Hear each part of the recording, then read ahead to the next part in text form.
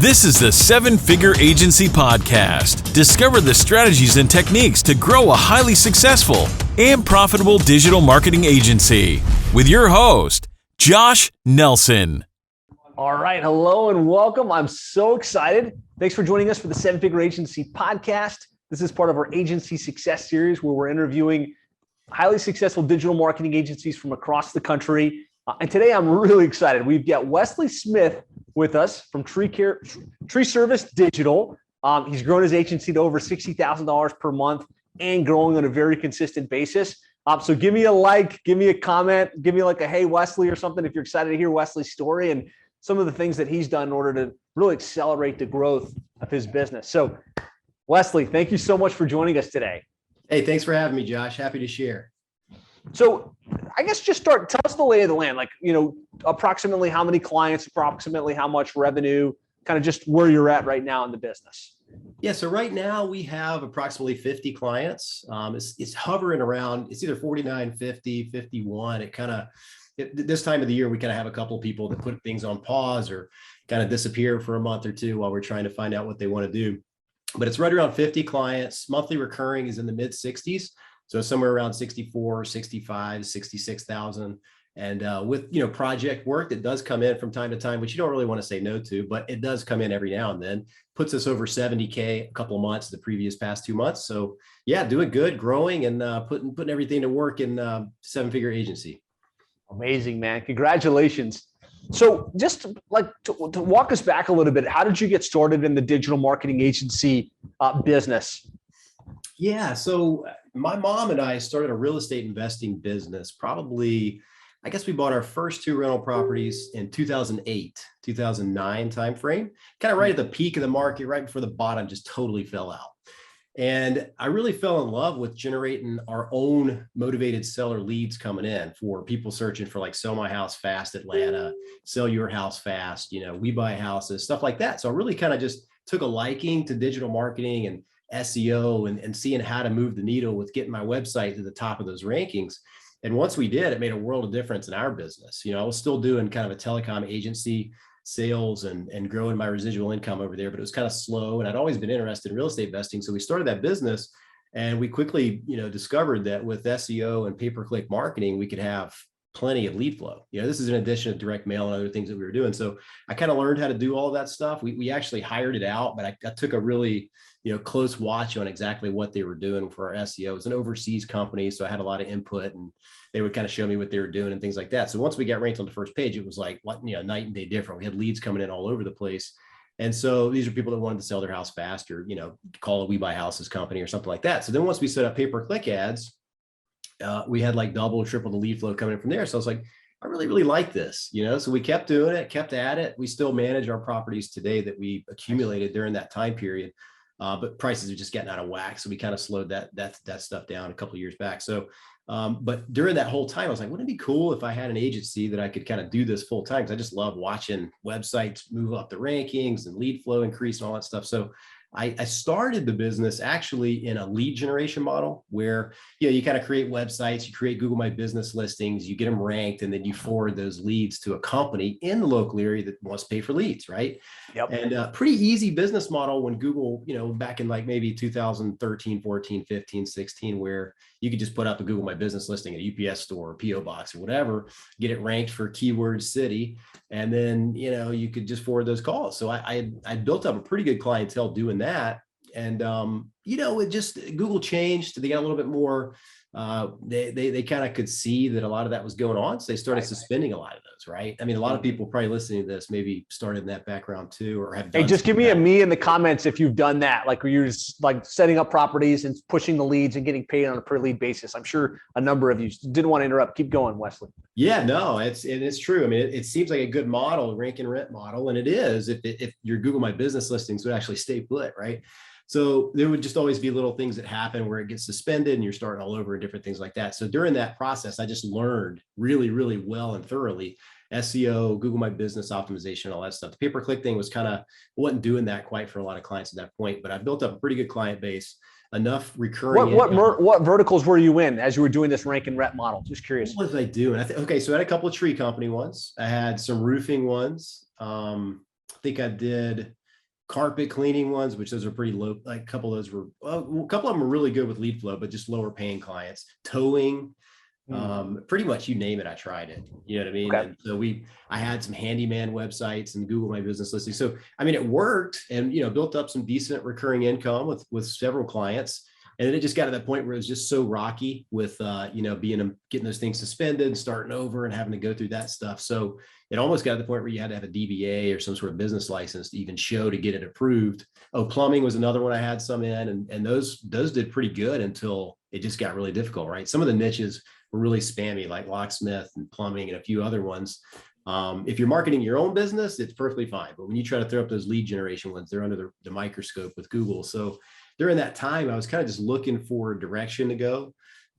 Still had plenty of, monthly recurring income coming in to kind of bridge that gap, and bought into some other courses, learned some stuff, did some things, and finally discovered you. I kind of saw you and your stuff from my dad's plumbing company that he had been running for a long time, and kind of found you on that side of it because I was thinking, well, this might be a good, and I'd found that several years prior and didn't really realize you had an agency coaching group too, right? And a system for that. So then I discovered you had that. I think I ordered the book, got into the retargeting cobweb, and made sure. So I kept watching your content and everything else, and then I joined back in, I think it was probably 2019, the summer. So it's been almost 3 years, I think 2.5 years or something like that. Yep. So yeah, I just kind of, I was already kind of doing it for a lot of different niches during that whole lead generation, 3 to 5 years I was doing that. And then landed some clients. We were doing PPC, SEO, websites, and different things like that, but just didn't really streamline my offering or niche or anything like that until I came across 7-figure agencies. So it's kind of my backstory, how I got here. Awesome. So I love it, kind of like looking at the journey. You experienced digital marketing and the fruits and the labor of it. And you were like, hey, that's kind of cool. Like, I'd love to do that for businesses, because you saw like you got more leads, you got more sales, you got growth in what you were trying to accomplish. And then you decided to make that pivot to actually deliver that as a service. Yeah, I loved it. I mean, I couldn't get enough of it. I wanted to do it. So that's why I was starting to rank my own websites. I love doing that, watching them every day. I mean, it's kind of a obsessive compulsive thing, right? When you're doing it for your own websites, you kind of want to look at it every day and see the rankings. So I kind of can understand. Refresh, research that. Yeah, that exactly. And so I kind of can relate with my clients who get that way too, because we have some clients that want to stare at it every day, right? Right. We've given some of them access to agency analytics to log in, and you notice they log in 3 times a day, every day. You know what I mean? I'm like, wow, this guy's really on it. So those are challenging, some of those clients, but I was kind of the same way a little bit with it. And then I kind of just learned to kind of step away and not worry about it. It's going to get there eventually. But yeah, so I joined, and before I joined, I kind of just wanted to make sure I had my niche picked out, actually. Which is kind of contrary to what some people do, and some people do it that way, some people don't. And I don't think there's a right or wrong way to do it. If you join and you don't have your niche picked out, well, then there's a lot of great mentors in the group that'll help you kind of make that pivot as to which niche you want to choose. I had already kind of gotten great results for several niches. One of them was family law, and then another one was the tree service business. So I kind of just was torn between both of those, because we were crushing it for 3 or 4 family law offices who were just getting, dozens and dozens of leads a month, doing very well with them. And then we had some tree care companies, tree service companies doing the same thing, really, really good. So then at the end of the day, I just kind of decided who I wanted to work with every day, and that type of thing, and what niche kind of best fit me and maybe my team, and who they wanted to work with, or who was going to be easier to work with or more preferable to work with or whatever.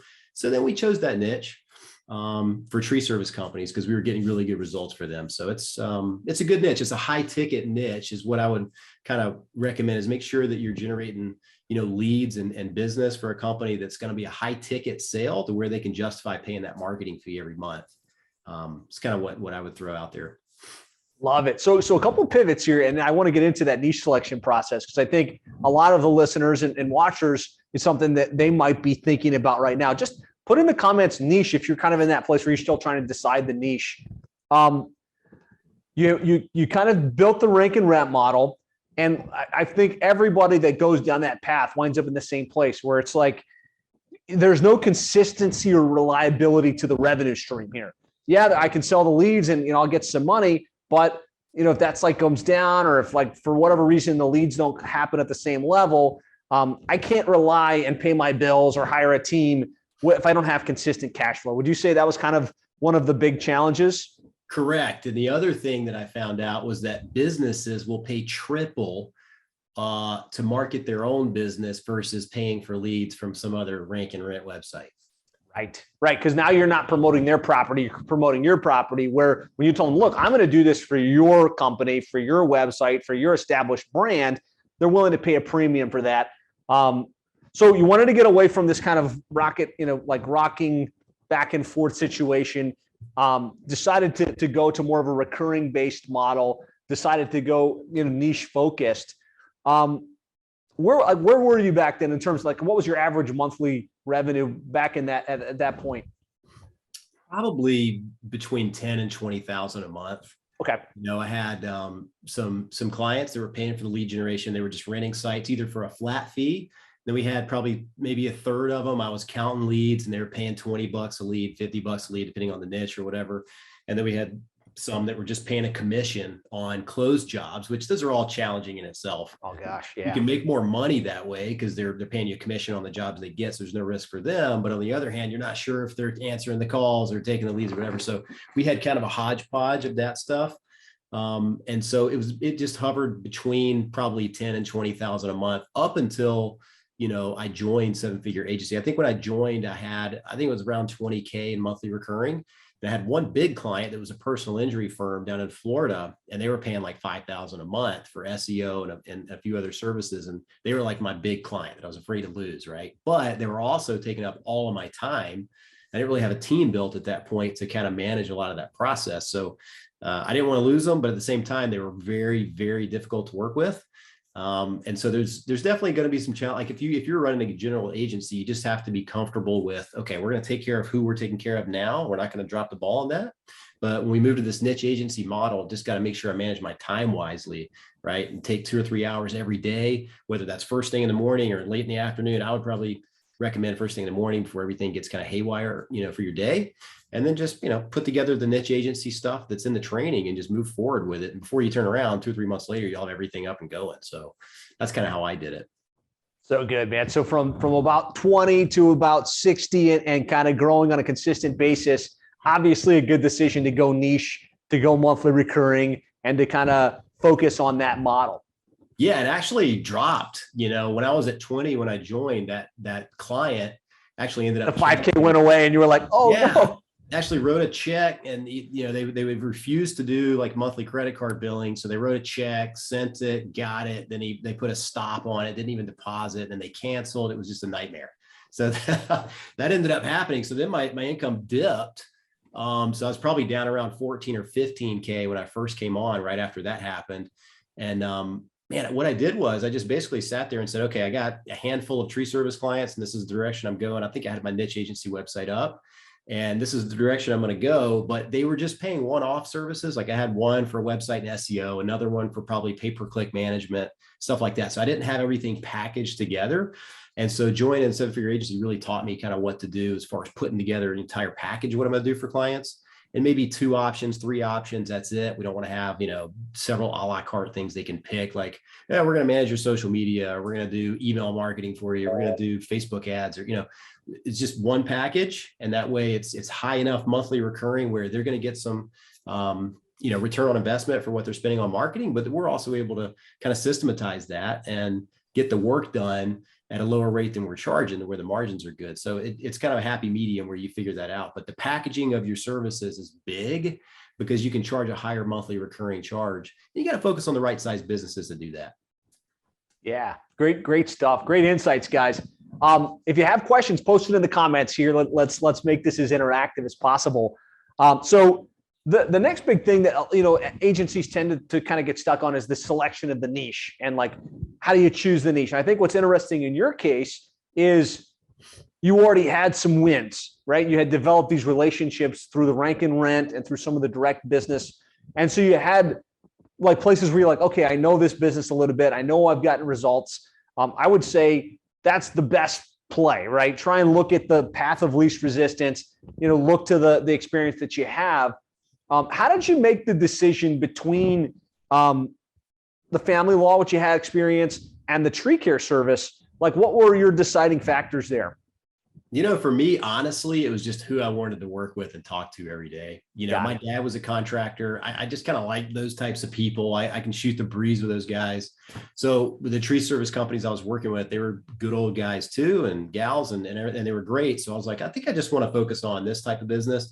The one thing that I did have in my mind as a drawback potentially was the seasonality of it, possibly. Right. Yeah. And so I talked with a few people when I first started, and they said it shouldn't be an issue. And even if it is, you can offer some sort of, half off for 2 or 3 months during the winter season or something, just to get them through the slow time, but you'll keep maintaining stuff. And then maybe just have that conversation up front if you have a lot of clients, like maybe up north or something. So I had that in the back of my mind, but honestly, it hasn't been an issue for the most part. There's a few of them here and there that we will work with on that, but I just kind of decided that, who was I going to be able to deliver a good value for, who would be willing to pay for our services.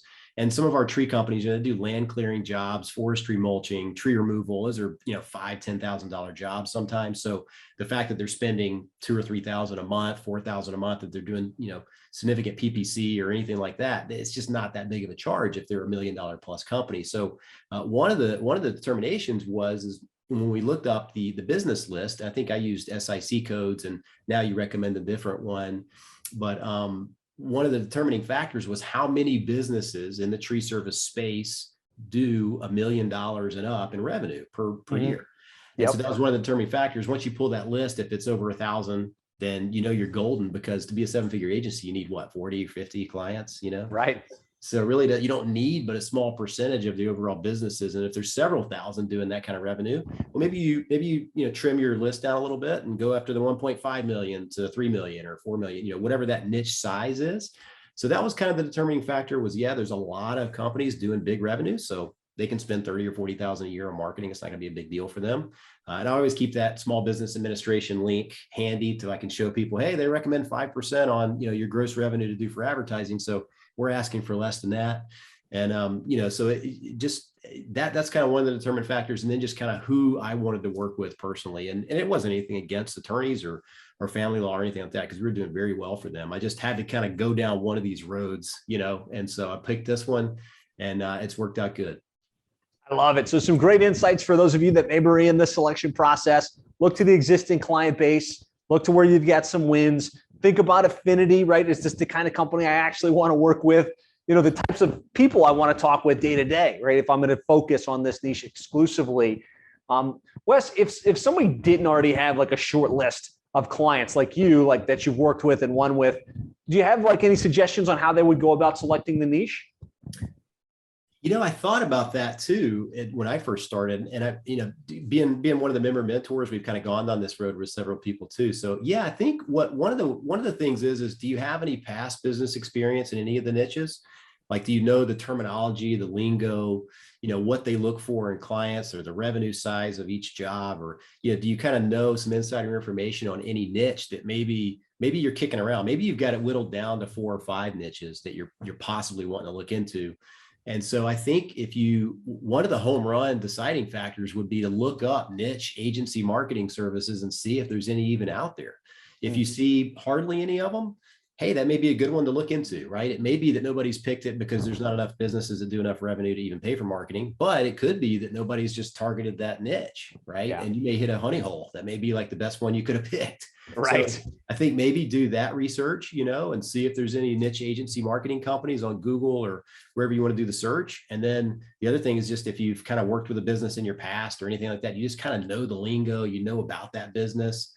Maybe that's something you could kind of cater to. And then, if you do have a general agency, then just see who maybe you've gotten great results for and you could duplicate. If you've got a testimony or a case study of a client, maybe you've got 10 different niches you do general agency work for now. Do you have 1 or 2 with a case study or the testimonial that you could really leverage that for your new niche? And if so, I think that would be a good way to choose, your niche too from the beginning. So good. Yeah. So guys, I think the optimal word here is try and find the path of least resistance, right? Don't try and invent some new niche you know nothing about that you've never got any experience in. Like if you worked in the industry before, if your dad worked in the industry, if you've sold someone in that industry before, that's going to be much easier for you to foray into than to just randomly pick one out of a hat. So just give me a 1 in the comments here if that's helpful. It kind of give you some clarity on what to do for those of you that are still in that niche selection process in your agency. Okay, so I'm going to look at some of the questions and comments here. This actually happens to be the next thing I always like to talk about, which is Santhosh, if I said that right, is saying, what's your average price and what are you doing from a fulfillment perspective? Just talk high level about kind of what you do for these tree service companies and kind of how you structure that. Well, we go directly with pretty much the 7-figure agency niche model, which is you go with their website. We do their Google My Business map listing, their local SEO, their multi-location SEO. So we always have service areas. So we do a niche agent, we do a website for their tree company, we do their Google My Business optimization, directory, citations, all of that. We post on their Google My Business listing 4 times a month. We upload photos if they give them to us, things like that. So we're working on their SEO and their rank improvements. And then on top of that, we're doing Google Ads management. We set up a separate landing page for that, call tracking. We send a report to them every 2 weeks for their Google Ads budget, their calls, their leads, and all that stuff. And then we send a once a month SEO report that our account manager will go over in detail with them if they want, which a lot of them don't, especially after March. They're so busy, they don't really care, but we offer it. And then we also do retargeting and remarketing on social media channels and Google partner websites. So that's Facebook, Instagram, places like that. And then Google partner websites for the retargeting and all of that. And we also, if they have a database service they're using, and in my niche, it's like Single Ops, Arbor Gold, Jobber.com, different things like that.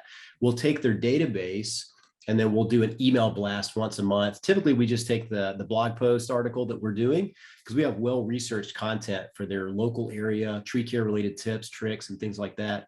And so we take that blog post and just send it out once a month with a call to action with a 10% discount on the bottom of the email. We do that for a handful of our clients too that want it.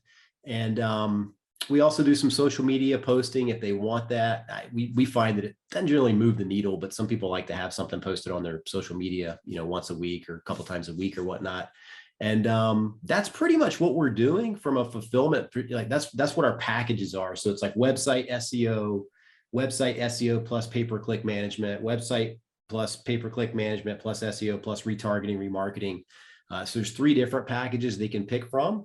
And sometimes they'll start with a lower one and then add stuff and things like that. And we've since gotten into direct mail, which also helps the phone ring pretty frequently for our clients too.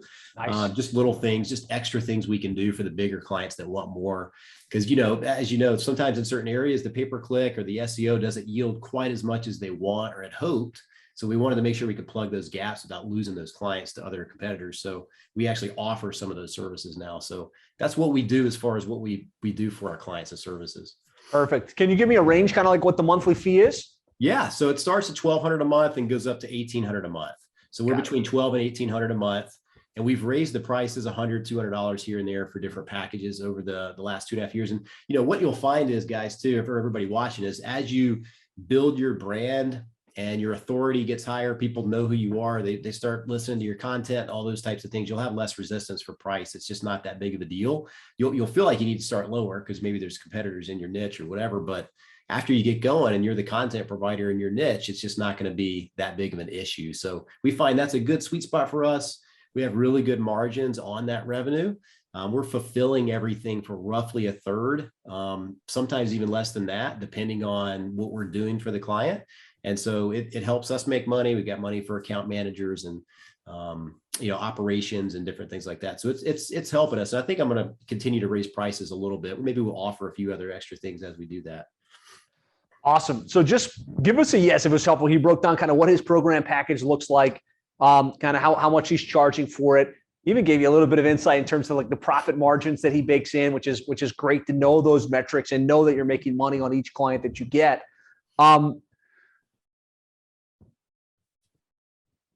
Let's kind of shift gears here a little bit. So we've talked about like the niche. We talked a little bit about how you chose the niche. We've talked about the program and how you structure it. Now let's talk about landing clients. Everyone wants to know like the ninja hacks or the key secret strategies. Like what's been working best for you to land clients and kind of get that kind of momentum that you've had? Yeah, this is the fun part right here. This is the part I like because I've been in sales since 2004. So learning the whole marketing side and positioning and all of that really came from 7-figure agency. So if you're on the fence and you want to learn how to like promote your brand and be the authoritative niche agency, then Seven Figure Agency is for you, because everything's in there laid out. What you need. I love all these plugs, man. You're doing awesome. Yeah. Thank you. There's just a lot of stuff in there, man, that really helps you kind of just become that authoritative niche agency, because what you do, and that's kind of how I discovered you and kept coming back into the wheelhouse, is that you have everything kind of plugged in. So it's really, for me, the monthly webinar series has really been the thing that's landed the most clients for us. That's my most consistent marketing channel. When we get super busy, I may skip a month here and there, but we try to, stick them out there every single month.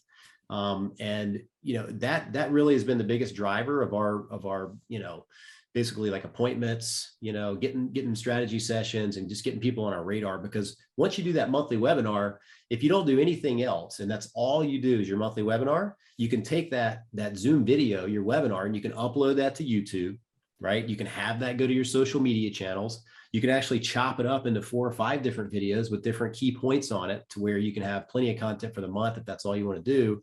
You can put the audio file on your podcast, right? And you can do so many different things with it. You can have it as a blog post on your website with it like transcribed into text. I mean, it's endless what you can do with this one blog post, and you'll learn that in the training.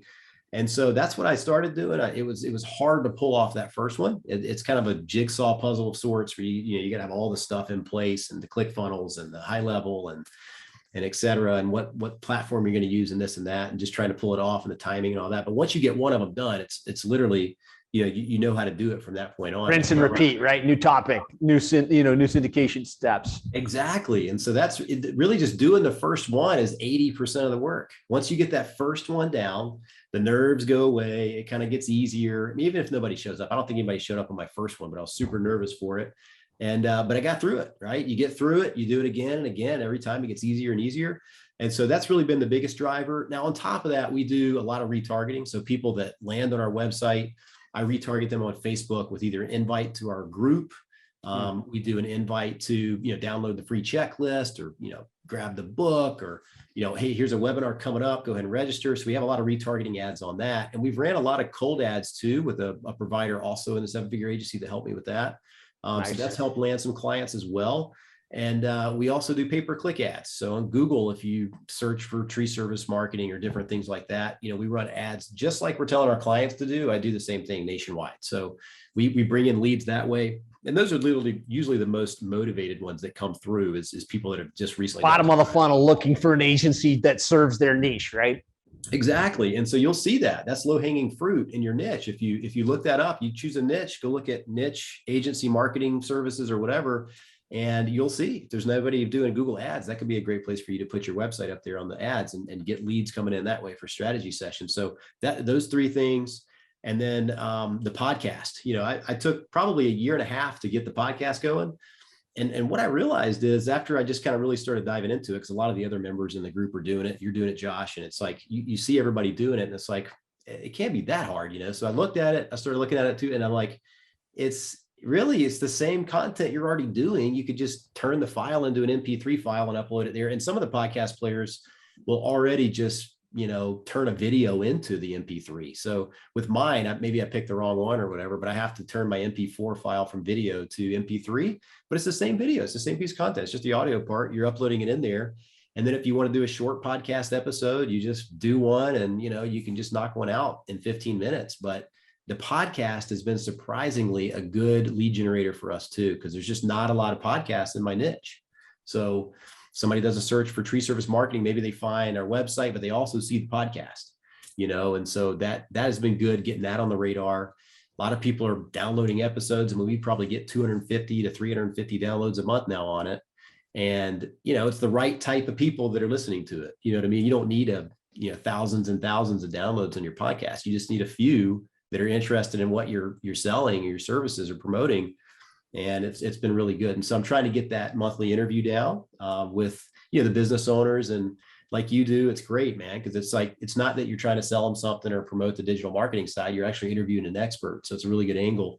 And so I'm just trying to keep consistent with that. And I need to get some sort of system in place for that. But those are really the ways that we land clients.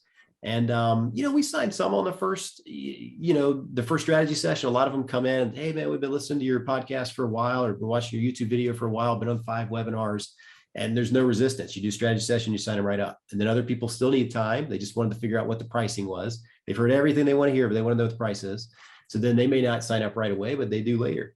So really it's those ways. It's Google Ads, it's the webinar method to our list. And to build your list, that really, the webinar method keeps getting more and more effective as your list gets bigger and bigger.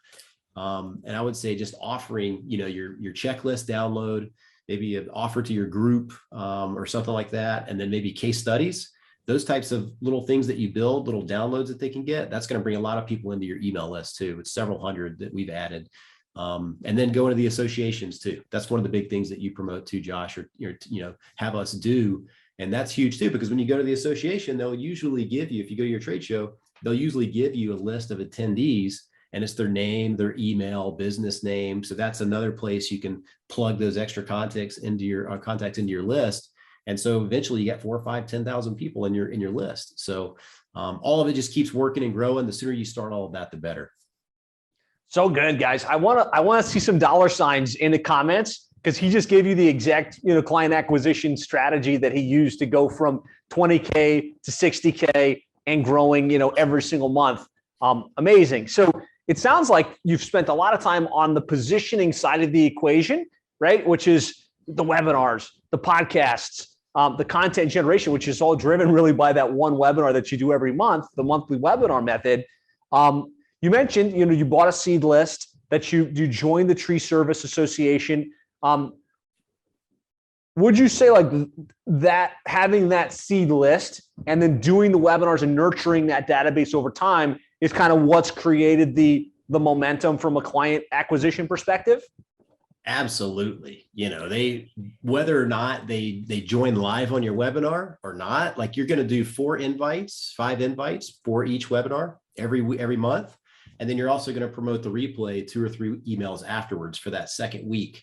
So I would say the majority of everybody on my list does not attend live webinars, but they will watch the replay, because I go to YouTube and I see that YouTube embed for the webinar replay on my landing page to register for a strategy session has been watched 70, 80, 200 times. So people are watching it, they're just not coming live. And that's the benefit of it too, is they can watch it in their own time on the weekends or at night or whatever. So yes, I would say 100%. Just, that's the whole momentum game, really. When you first start, right, you don't have all of this content. You don't have, you don't have a topic on this and that. You're just kind of getting that started. But the sooner you get started, the sooner you've got 6 videos already on YouTube, or 6 podcast, interviews, or episodes on your podcast, or blog posts, or whatever. So you got to get started to kind of get down that road where you get that momentum built. But absolutely, that's been, the first month. It's, it just keeps gaining steam every single month, because your list keeps getting bigger. And the first list I think I had was like maybe it was like 1,000, or maybe it was like 1,200 tree companies. And so that went right in there after the cold outreach, and we landed some clients doing that. And so to build on that, when I joined the associations, I had my virtual assistant log in to my niche association website, because they don't give you just a way to swipe and download an Excel file. You know what I'm saying? Kind of scrape it one at a time, right? Exactly. So I had them log in there and kind of, get the ones that look like a tree company, that looked decent, and he downloaded. So I got another probably 1,000 or so from both of the associations. That ended up being, 2,500, 3,000. And then from there, it's just the checklist downloads, the case study downloads. And they come in from, different areas too. You'll have strategy sessions from people that come in from Google Ads or whatever, and you'll add them to it. So it gets up to 4,000 or 5,000. And I mean, every time you send out an email, even if it's only 20% open rate or 15%, you're still 1,000 people are seeing it, or 800 people are seeing it. Right. So It really, really helps. And every month, it's like Josh says, I mean, the momentum does build. It gets easier. People come on and they say, hey man, I've watched 4 or 5 of your webinars. We just want to go ahead and get started. So that's what you're going to have down the road. Pre-positioned to buy. One of my favorite terms. Oh, and it's a beautiful thing when it starts happening, because it just seems like your business is just kind of growing effortlessly, but it's not effortlessly. It's the seeds you've been planting for the last year or two, is what's creating that. And so you realize that, and then you're like, man, I'm glad I did all of this work. And you just continue to do it, because it just keeps on building and building and building. And I mean, we consistently land, even during the slow months, 2 or 3 clients a month, and then busy months, 3 to 5 clients a month. So it just keeps on growing and growing and growing. You can go faster than that. You can go slower than that. It's really up to, you as the agency owner, how fast you want to go. Yeah. So good, guys. So many great nuggets here. And really, this model executed perfectly. I just love it, right? Chose the niche, got this seed list, did some cold outreach, started to invite them to webinars, started to syndicate those webinars, started to develop positioning and recognition as one of the go-to experts in the space, join the association, be at the trade shows and events. You can see the banners from the trade shows behind, and then just steadily chopping away, 3 to 5 clients per month, well on your way to 7 figures. I would say probably at 7 figures in the next couple of months. Yeah, I would say so too. And the way you got to look at this too, guys, is like any business that you want to start. I've been kind of doing my own business now for, I guess I went on my own completely in 2010. So 12 years now.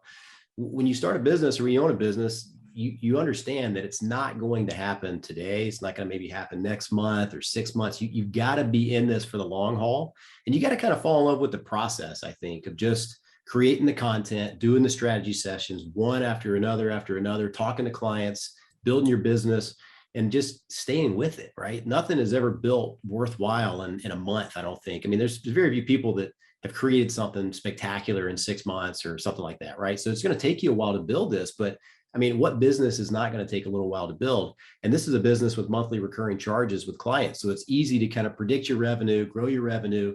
As long as you're maintaining at a pretty good level, retaining your clients at a good level, then you're going to grow your business, period, right? You just have to keep your clients and don't have a leaky bucket with losing too many clients too quick. But it's a very predictable model. And if you just keep pushing and keep working your business, you're going to see it through.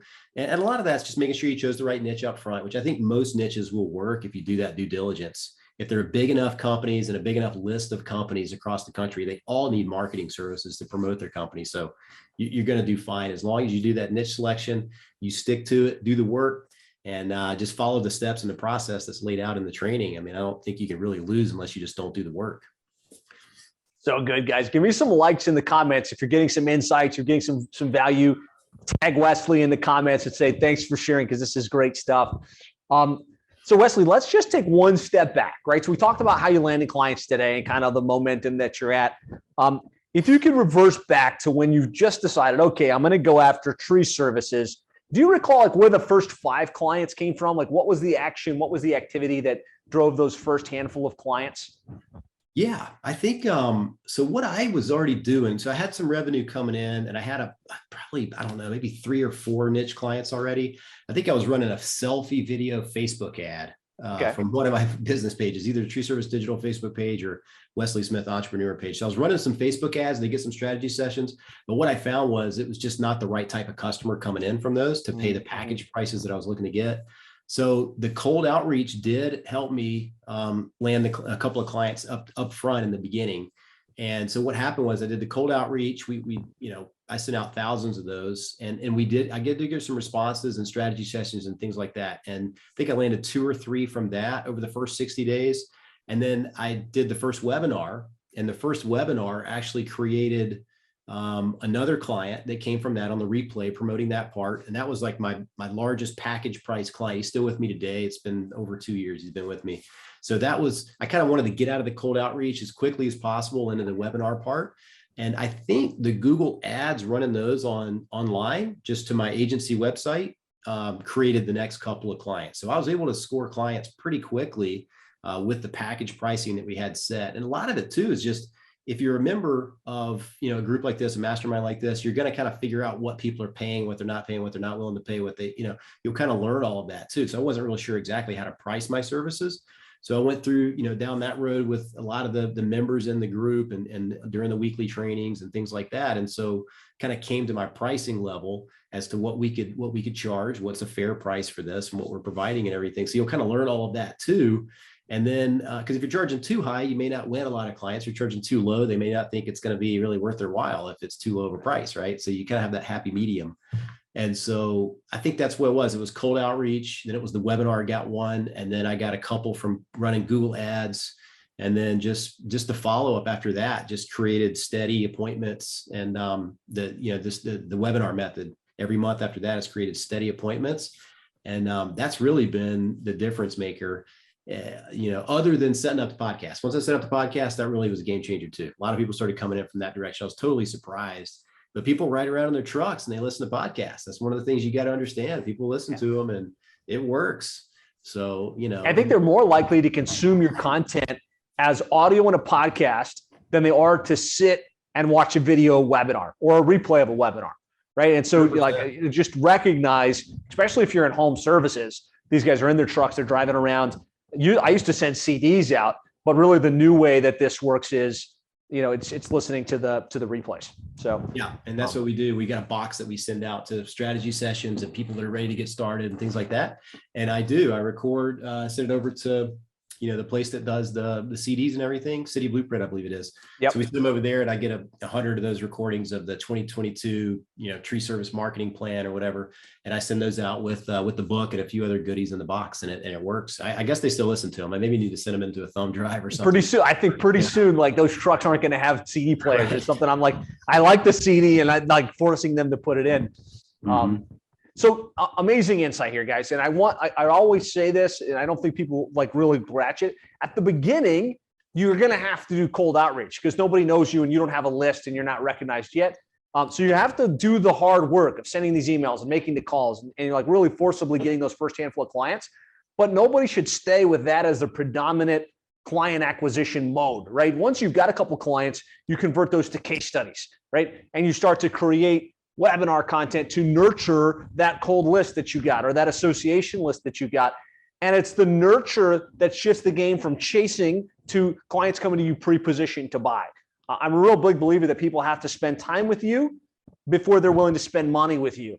And so they spend time with you in the form of watching your webinar or sitting on your podcast and listening to it or reading some of your email nurtures that you send. That's what Wesley did. He shifted from chase to positioned inbound marketing on a consistent basis. And I think this was very, very well explained, Wesley. So thanks for breaking that down for us. No problem. I would just say too, if you're a little apprehensive to get on video, so was I. I was very apprehensive to get on video. That's one of the biggest. That's hard to believe, man, because you get you got a great voice, you get a great look. You wouldn't think that would be a concern for you at all. Thanks, man. No, it's always been one of my biggest fears, man, for whatever reason. I don't know. It's like one of those things, right? It gives you the ibby jibbies. But yeah, it's like once you get out of your own way with that, it's just going to be a game changer. You just got to say, screw it. We're all here for a finite amount of time. Who cares, right? Let's just get it done. Let's grow the business, whatever it's going to take to do it. Just get out of your own way and go do it. And I think if you just do it a few times, you're going to be like, that's not really that big of a deal. You don't have to go back and watch yourself on the video. Just get it done. Get it out there. And pretty soon you'll be comfortable with that. And that's the only way people really have a chance to get to know you other than talking to you on the phone, right? So you need to be able to do that so that you can build that relationship without you having to have 1,000 conversations. You have one conversation with the video, get your content out there. And then if it's gobbled up 200 times, that's your little salesman on the side working for you all day, every day when somebody wants to search for something that they're looking for. So you just got to do it. You got to get out of your own way and just get it done. That's what I had to do. And that's what everybody in the group has to do. I think that's a great vulnerable share, right? All of us at the beginning are not confident, right? We don't want to do webinar because we're scared that we're not going to sound good. We're not going to look good. We're not articulate, right? We don't think we have that ability. And I felt the same way. Wesley felt the same way. But once you do it a couple times, you start to develop the confidence. You start to recognize it's not going to be perfect, but it will improve from one time to the next. And we've all had to go through that journey. So if that's you and you're like, I don't want to do webinar, I don't want to be on camera, I don't want to do podcast, get over it, right? Start doing the work and start doing the positioning. That's the one thing that separates you from where you want to go right there. That's it. Because once you do that, you're hitting a larger audience without having to do any more work, right? More people are finding it and doing it. And I'm coming from a 16, 17 year sales background. I mean, phone and in-person meetings that's one thing, but video recordings and lives and presentations, things like that's a whole different thing. So it's you just have to practice it. And I think just the reps is what'll get you through it. Just get it done, no matter how good or bad you think it is. And then once you get over it and get it done a couple of times, it's not going to be a big deal. So that's what I would say would be the biggest game changer is just don't try to stay in the cold outreach mode. Get your content out there, because once people start coming in and booking appointments without you having to really do much at all, it's a really, really nice thing in your business. And that's when you're going to see the growth that you want, is when people are coming in just kind of ready to buy. They're already sold on your process and what you're teaching. It's just a matter of getting the pricing things out of the way, logistics, how it's going to work, how you're going to get login access to this and that, blah, blah, blah. It's really all that matters once you get all of it out there. So just do it, get it done, and move on to the next one. Love it. Great stuff. So Dallas Bass is watching live. He's got a question. He said, when did you start promoting the Facebook group? Because I think that's a great strategy, right? We're going to aggregate the names and emails in a database, and then we're also going to try and aggregate them into a Facebook group. And I think the real question he's trying to ask is, how did you get the first 10 or so people, and how did you go about building from an empty group to like a stocked group? So what I did was I created my group really early on in the process, because one of the parts of the training is whenever you give somebody the opportunity to book an appointment, it goes to a thank you page and you tell them what to expect on the upcoming strategy session. But, oh, by the way, we've got this free group. Go ahead and click on this link right here and, request access to join the group and we'll approve you.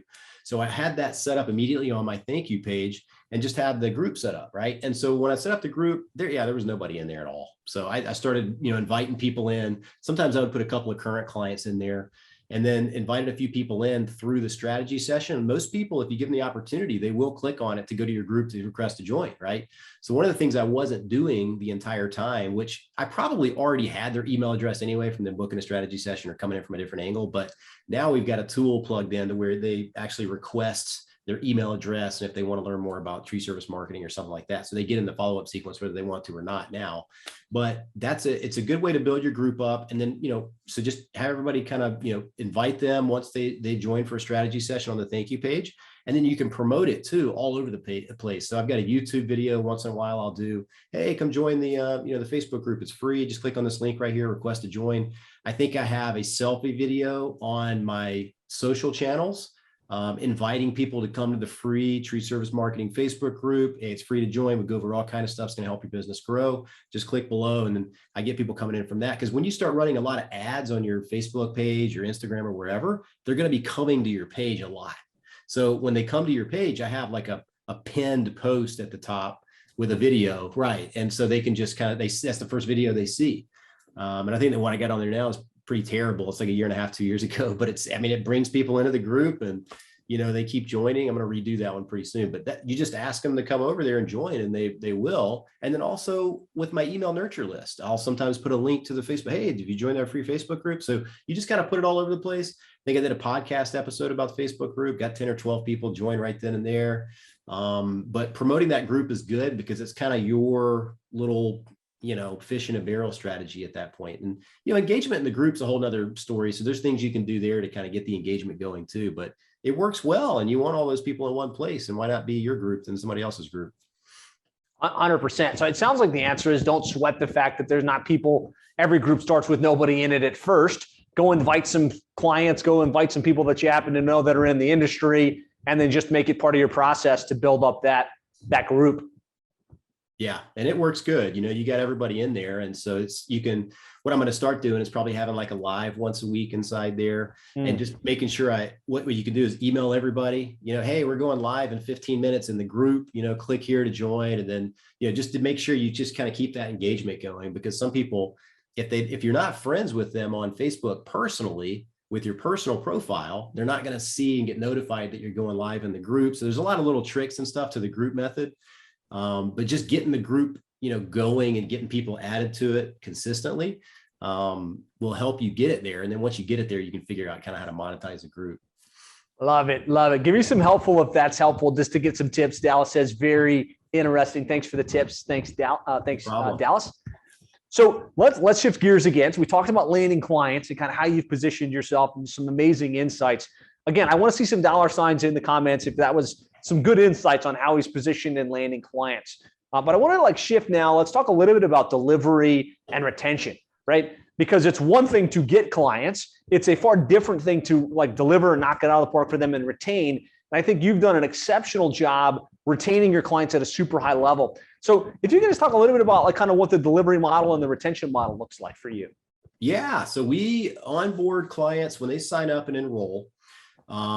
We basically have one of the account managers is now also project manager kind of operations.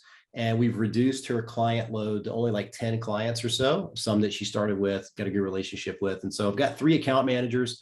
So the strategy for that is onboarding, getting all that stuff done, and then over to an account manager. And what we do is our model, I just made a decision early on in my business that I wanted to do everything virtual. And I don't think there's any right or wrong way to do it. There's some people with an office, there's some people that are all virtual, and they're successful in the group. So I just kind of decided I was going to go the virtual route.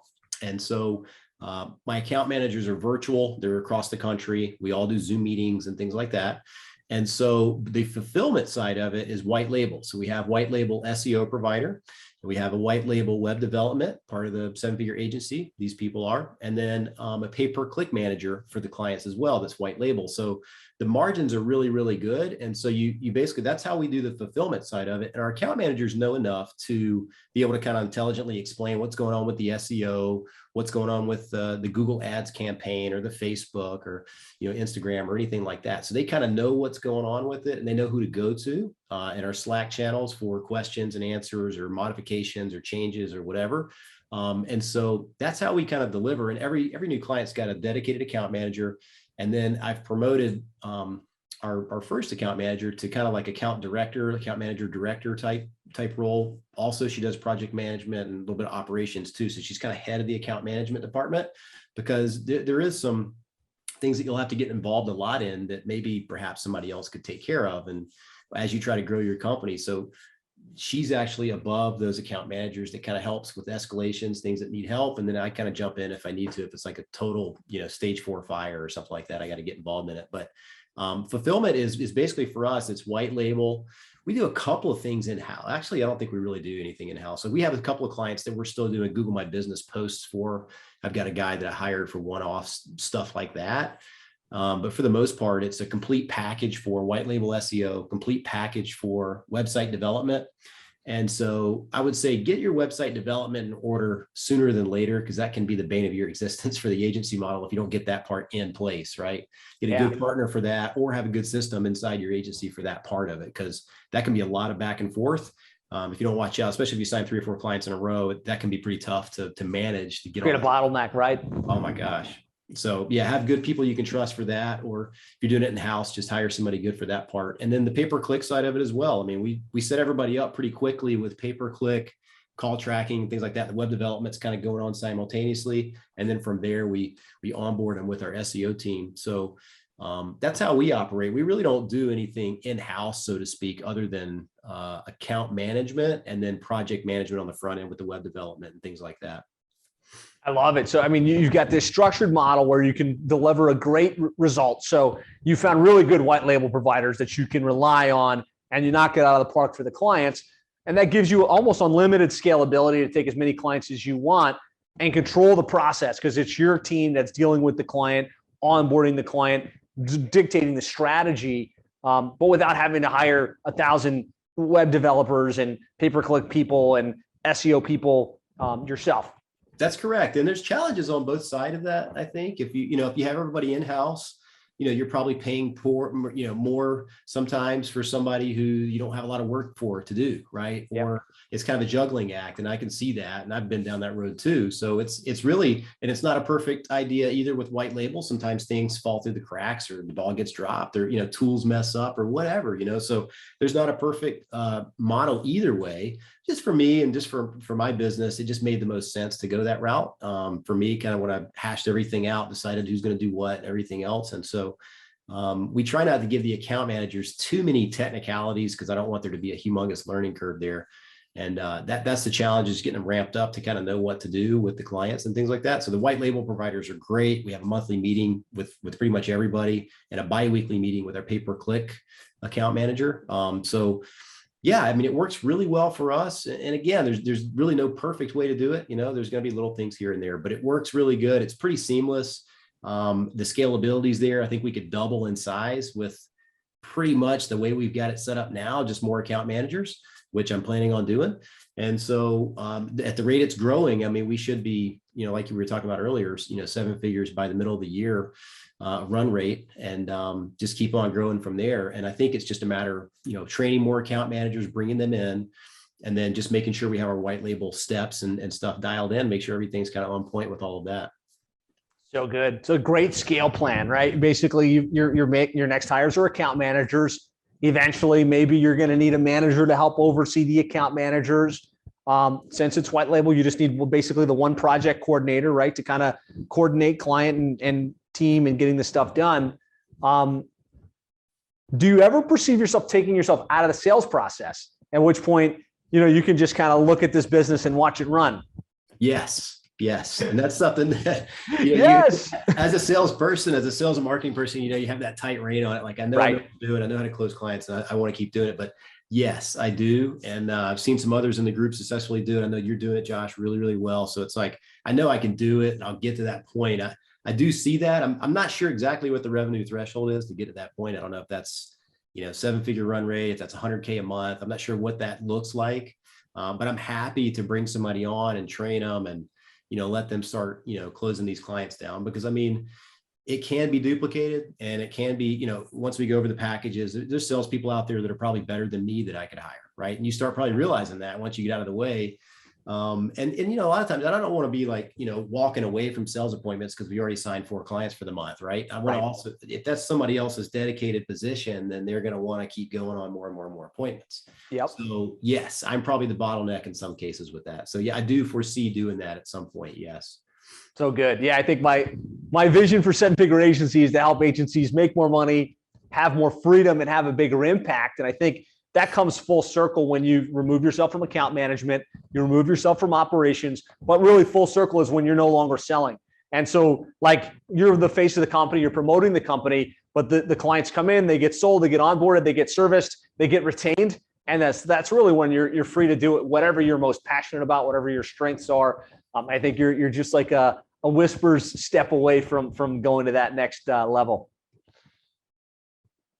Yeah, it doesn't seem like it's too far away. I mean, I think I could duplicate what I'm doing now. And, a lot of it's just discovery calls to find out if this potential client's going to be a good fit for us. Right. So a lot of that is something that the salesperson can do, and just kind of make sure they whittle out some of the people that, just aren't a good fit for whatever reason. Maybe they're a startup or they don't have a marketing budget. You have to talk to them for a minute to get that out of them. Right. So yep. Sometimes that 10 or 15-minute conversation, if you have so many of them, you'll tend to kind of sometimes not show or not do it, or maybe send them a text, hey man, I'm not gonna be able to make it, or something, just because you don't think they're going to work out. But they could have just sold a company and they got plenty of cash, or you just never know. Yeah. And so I've been, I've judged a book by its cover before when I shouldn't have, and somebody signed right up and I didn't think they were going to. Right. So if you have a salesperson, I think you'll less likely miss some of you won't miss as many of those, and you'll have more appointments and probably sign more clients, if I had to guess.